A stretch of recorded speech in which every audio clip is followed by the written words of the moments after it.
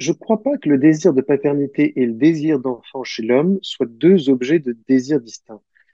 Je crois que cette question, en fait, on se la pose parce que le désir de grossesse et le désir d'enfant chez la femme sont scindés, en tout cas se recoupent, mais sont néanmoins distincts. Chez les hommes, à ma connaissance, je ne trouve pas cette nuance. Et je crois que ça pose une question très importante sur, au fond, ce que c'est que l'identité d'une femme, si je puis dire, versus l'identité masculine. Je crois que l'identité d'une femme, elle ressemble davantage à un millefeuille, à ce que la philosophe Julia Kristeva avait appelé le féminin transformationnel.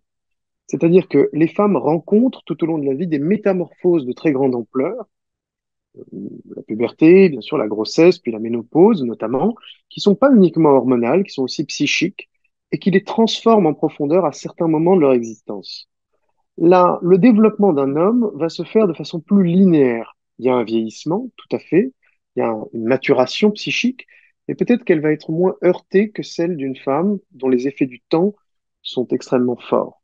Donc il me semble que cette question ne se pose pas de la même façon pour les hommes et pour les femmes, ce qui nous montre aussi qu'on ne peut pas transposer la logique de la maternité sur la paternité. Au fond, pour un homme, vouloir être père, ça signifie vouloir un enfant.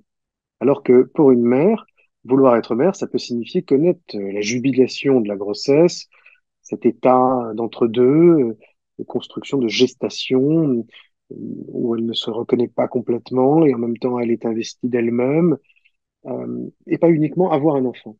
Donc le désir de grossesse et le désir d'être mère, au fond, nous montrent qu'il y a quand même une polysémie du côté de la maternité qu'on retrouve peut-être pas chez les hommes.